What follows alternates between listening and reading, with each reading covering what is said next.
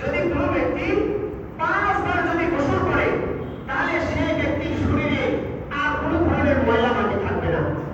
হুজুর আকরাম সাল্লাল্লাহু আলাইহি সাল্লাম বললেন যে নামাজের হাকিকত হচ্ছে এরকম, যে ব্যক্তি প্রত্যেকদিন